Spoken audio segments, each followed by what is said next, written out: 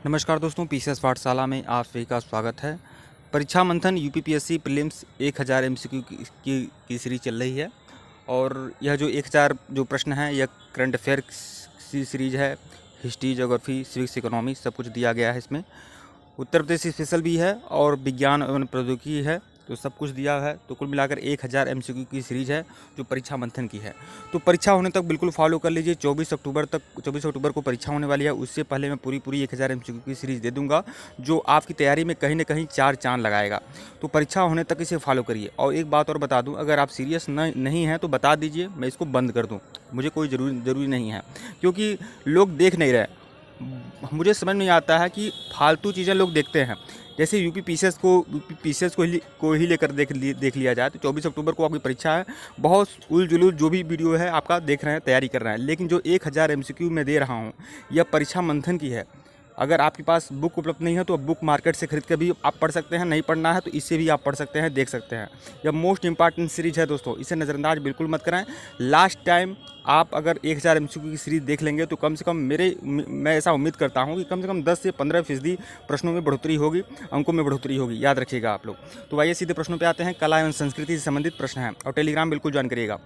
और इसके पहले वीडियो नहीं देखे हैं तो प्लेलिस्ट में जाइएगा। परीक्षा मंथन यूपी पीसीएस प्रीलिम्स 1000 एमसीक्यू के नाम से सीरीज है। आप लोग जाइएगा, फॉलो करिएगा, देखिएगा।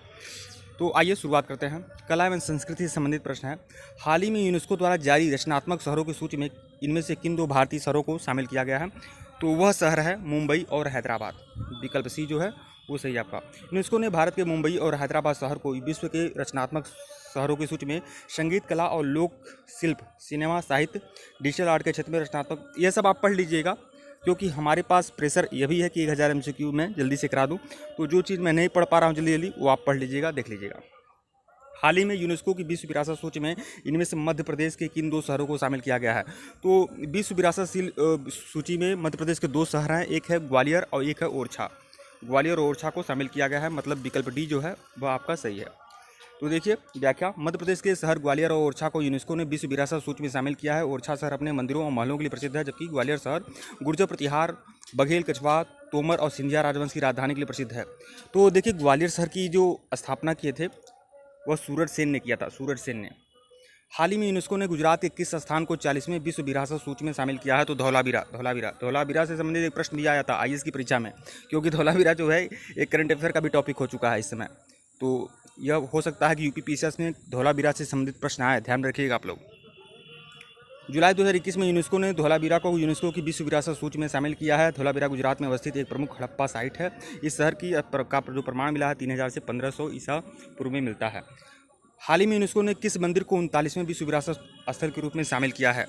तो 40वां तो धौलावीरा है, 39वां कौन है? तो काकतीय रुद्रेश्वर मंदिर, रामप्पा मंदिर कहते हैं, यही है। काकतीय रुद्रेश्वर मंदिर तेलंगाना भारत के 39वें विश्व विरासत स्थल में यूनेस्को ने शामिल किया है। यह मुख्यतः शिव मंदिर है। इसका निर्माण काकतीय वंश के रुद्रदेव एवं रेचल रुद्र के शासनकाल के अंतर्गत हुआ था। स्वदेश दर्शन योजना इनमें से किस परिपथ में शामिल है? तो स्वदेश दर्शन योजना चल रही है।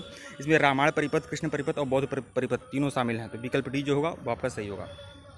जनवरी 2015 में पर्यटन मंत्रालय द्वारा स्वदेश दर्शन योजना का शुभारंभ किया गया। इस योजना का मुख्य उद्देश्य पर्यटन क्षमता बढ़ाने के लिए सुनियोजित और प्राथमिक ढंग से परिपथ का विकास करना है। इस योजना के तहत अब 15 परिपथों का चिन्हित किया गया है। इनमें से किस उत्पाद को वर्ष 2020 में जीआई टैग मिला है? तो जीआई टैग मिला है किन उत्पाद को? देखिए देगा, तिलिया रुमाल भी है, कश्मीरी केसर भी है, सोहराई खोबर पेंटिंग भी है, मणिपुर का काला चावल भी है। तो मतलब ये चारों के चारों हैं। तो विकल्प ई जो है वो आपका सही है, मतलब उपयुक्त सभी। तो यहाँ पढ़ लीजिएगा, बस कुल मिलाकर यही है। जीआई टैग दिया जाता है। जीआई टैग जो दिया जाता है अंतर्राष्ट्रीय बौद्धिक संपदा संगठन के अनुसार दिया जाता है, ध्यान में रखिएगा। राष्ट्रीय समुद्री विरासत परिसर के संबंध में इनमें से कौन सा कथन सत्य है? तो कौन सा कथन सत्य है? तो देखिए राष्ट्रीय समुद्री विरासत परिसर के संबंध में कौन सा कथन सत्य है? तो सभी ABC तीनों सही हैं, मतलब विकल्प डी उपयुक्त सभी, यह तीनों बातें हैं सही है। तो आइए पढ़ लेते हैं। राष्ट्रीय समुद्री विरासत परिषद गुजरात के लोथल क्षेत्र में विकसित किया जा रहा है। गुजरात के लोथल क्षेत्र में विकसित किया जा रहा है राष्ट्रीय समुद्री विरासत परिसर। आप जानते हैं कि यहाँ पर लोथल में बंदरगाह भी था हड़प्पा काल में, तो इस तरह से आप लोग ध्यान रखिएगा। इसे एक अंतर्राष्ट्रीय पर्यटन स्थल के रूप में विकसित किया जाएगा। इस परिसर की सबसे महत्वपूर्ण विशेषता यह है कि इसमें गुजरात के लोथल शहर में स्थापित किया जा रहा है। तो तीनों बातें सही हैं। हाल ही में तुर्की की अदालत ने किन 2 स्थानों को मस्जिद में बदलने का फैसला लिया है? बताइए, तुर्की की एक अदालत है, उसने दो स्थानों को कहा है कि मस्जिद बना दिया जाए। एक है होगिया सोफिया, यह म्यूजियम है, और करिए म्यूजियम। होगिया सोफिया म्यूजियम और करिए म्यूजियम दोनों को तुर्की की अदालत ने कहा इन्हें मस्जिद के रूप में कन्वर्ट कर दिया जाए। तो विकल्प डी होगा, ए और बी दोनों। तो देख लेते हैं। तो यही है, होगिया सोफिया म्यूजियम और करिए म्यूजियम को तुर्की की अदालत ने कहा है कि इसे मस्जिद बनाया जाए। राम वन गमन परियोजना के संबंध में कौन सा कथन सत्य है? तो होगा, इसमें होगा उपयुक्त सभी। राम वन गमन योजना में तीनों बातें सही हैं ऊपर की। तो आइए देख लेते हैं। उत्तर प्रदेश सरकार द्वारा अयोध्या से चित्रकूट के मध्य 8 स्थानों पर राम वन बनाने की योजना तैयार की गई है। सही है। राम वन गमन के तहत पथ के दोनों ओर हरित पट्टी बनाई जाएगी, यह भी सही है। इन 8 वन क्षेत्रों को 137.45 करोड़ रुपए की लागत से पर्यटन स्थल के रूप में विकसित किया जा रहा है। यह जो योजना है, यह 137 करोड़ 45 लाख रुपए की योजना है, ध्यान रखिएगा। अंतर्राष्ट्रीय रामायण संग्रहालय किस राज्य सरकार द्वारा बनाया जाएगा? तो उत्तर प्रदेश सरकार द्वारा बनाया जाएगा, बिल्कुल जानते हैं आप लोग।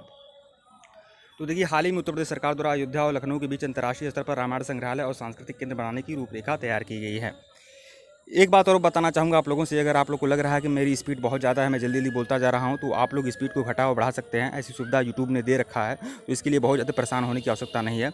और टेलीग्राम बिल्कुल ज्वाइन करिएगा और चैनल पर बने रहिएगा। और यह जो भी वीडियो मैं आप लोग दे रहा हूँ, यह परीक्षा मंथन यूपीपीसीएस प्रीलिम्स की 1000 MCQ दे रहा हूँ। लेकिन ऐसी बात नहीं है कि 24 अक्टूबर को आपके यूपीपीसीएस की प्रारंभिक परीक्षा हो गई तो अब खत्म, अब इससे कोई मतलब नहीं, बिल्कुल मतलब है। और मतलब कम से कम समझिए, या इसका जो भी करंट अफेयर बता रहा हूँ, कम से कम 3-4 महीने के अंदर जो भी इंपॉर्टेंट परीक्षाएं हैं, सबके लिए इंपॉर्टेंट यह रहेगा करंट अफेयर की सीरीज। और इसके बाद करंट अफेयर के बाद history, geography, politics, economy, computer science जो मैं आप लोग को बताऊंगा, वह तो हमेशा हमेशा के लिए इंपॉर्टेंट है।